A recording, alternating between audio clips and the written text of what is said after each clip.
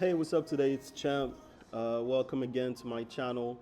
And by the way, today I found the name of the channel. So stay with me. It's going to be really, really interesting. And I'm sorry for not being there for the past couple of days. I really want to be consistent with that thing. But, sometimes you can't go over health because I've been sick. I've been having a throat infection and I'm dealing with a lot of bad allergies too. So if you see my face a little puffed up, you know, it's because I'm still recovering. Drinking a little jugo de chinola. So lately I've been thinking about a lot of uh, about the direction of this channel. So as you know, when I moved to Dominican Republic, I thought it was going to be a travel channel. So I showed you food, the culture, the people, the business I'm building. And even though all those things are part of my life, right? None of them are actually the reason why I picked up the camera. And a few days ago, I was going through my computer and I came across a video that I recorded about a year ago. It was for a French project that I never really continued. So the project was called Sois Toi la Trois. Then I watched it, I smiled, and I was like, yeah, it wasn't that great of a video. And honestly, I don't even think I was ready to talk about that subject back then, but I realized something. The idea was right. I just hadn't lived enough yet.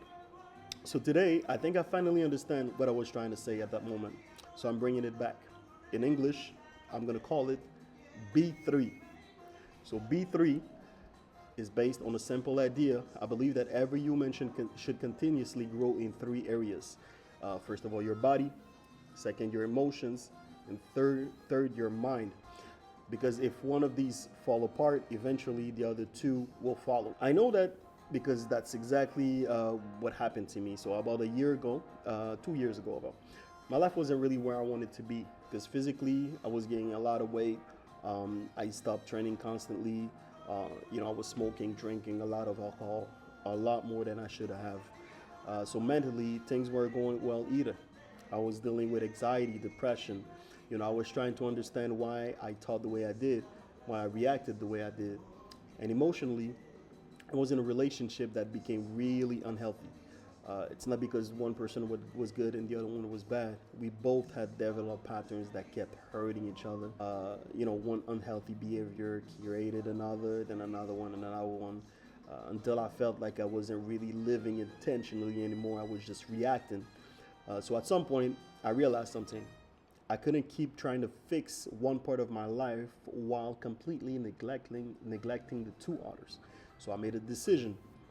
For the first time in my life, my biggest project wasn't going to be a business, wasn't going to be money, wasn't going to be success, wasn't going to be a relationship. It was going to be me. That same year, I published my first book, which is The Code of a Spiritual Pimp, which was like a therapy. It was my first project of therapy because I had to dig deep into my own personal experience in a cult, and I had to do a lot of research. I started psychotherapy myself. I hired a coach. Shout out to Roslin. I got back to the gym, and little by little, things started changing. Not because life suddenly became easy, but because I finally started working on the right things. And at the same time, I became obsessed with psychology. Writing a book, I had to do a lot of researches, and I was trying to understand why people behave the way they do. But more importantly, I wanted to understand myself. And looking back now, I realized that therapy, the gym, building businesses, moving to Dominican Republic, even making these videos, has really been about one long journey towards becoming stronger physically, emotionally, and mentally. So that's why B3.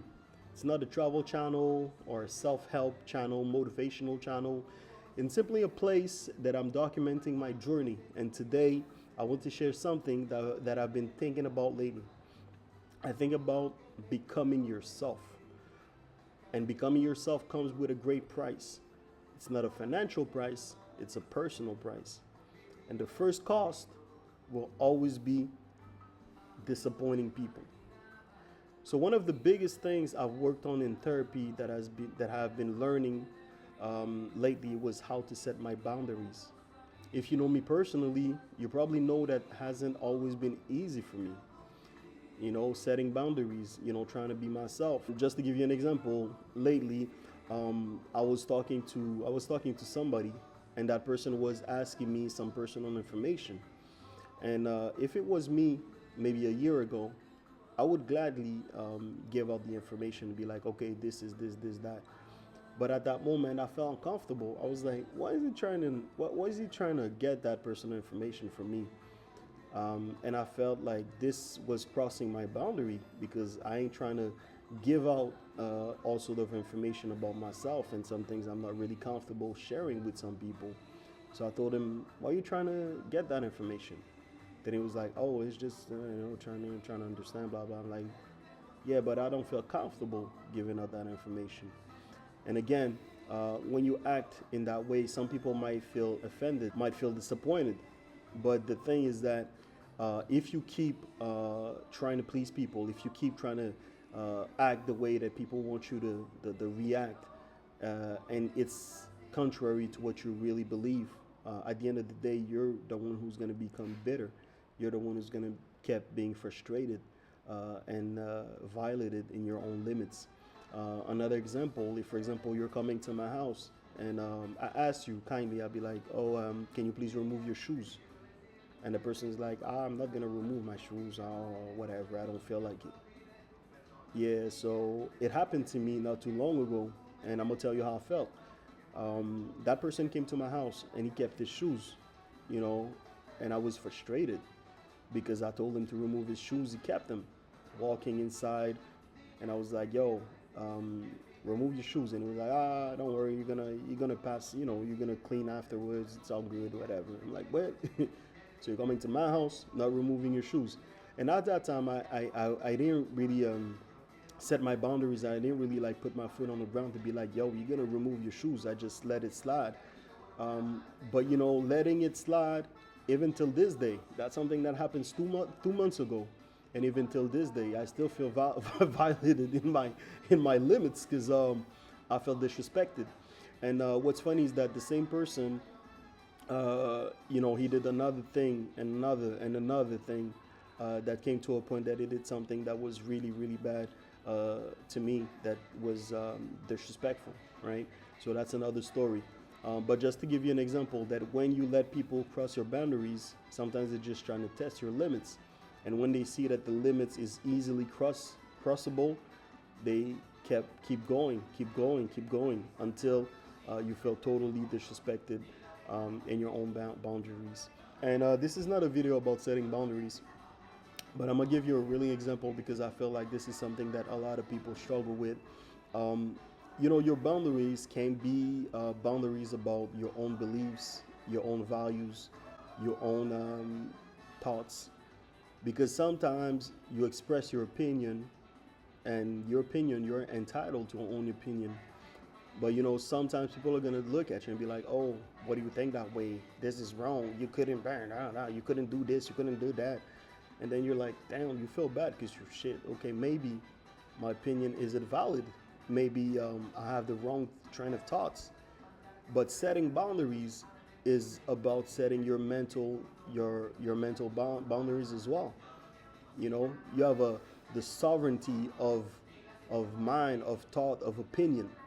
So you're entitled to have your own opinion. So if someone doesn't agree with your decisions or your opinion, you can ask them respectfully. "Okay, I do understand that you see things differently, but you need to respect the way that I see things, and it can be like that. That's it." So this is something really important as well. The second cost, again, if you're not ready to be misunderstood, you're not ready to become yourself, because being misunderstood is part of the game. For example, when I decided to move to leave Canada, not everybody understood. Some people thought I was making the biggest mistake of my life. Some thought I was running away. Some thought I lost my mind. And honestly, there were moments I questioned myself too. But I realized something. Just because people don't understand your decision doesn't mean it's a wrong decision.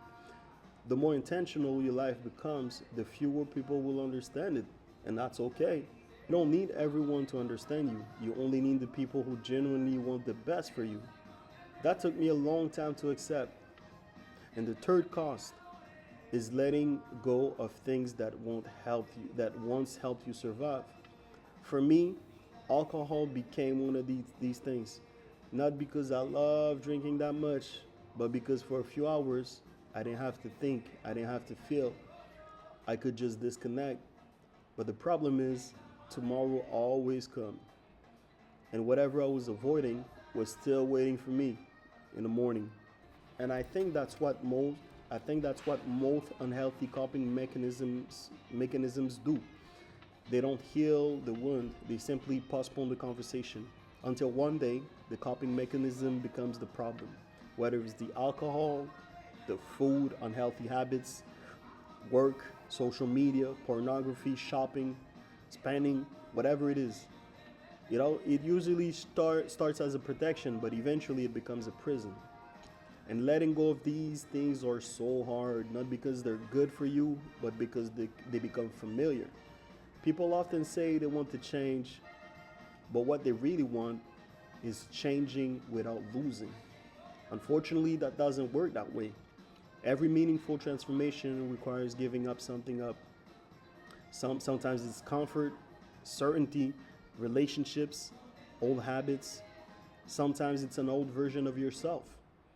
And I think that's why so many people never become who they truly want to be.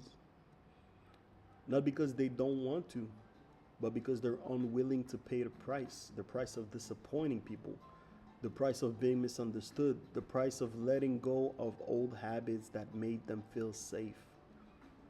But there's what I became to believe. The cost of becoming yourself is really high, but the cost of never becoming yourself is even higher.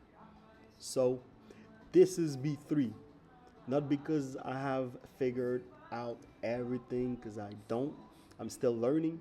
I'm still making mistakes. I'm still becoming. My hope is simply to document that journey honestly. And maybe as I learn, some of these conversations will help you on your own journey too. Welcome to B3.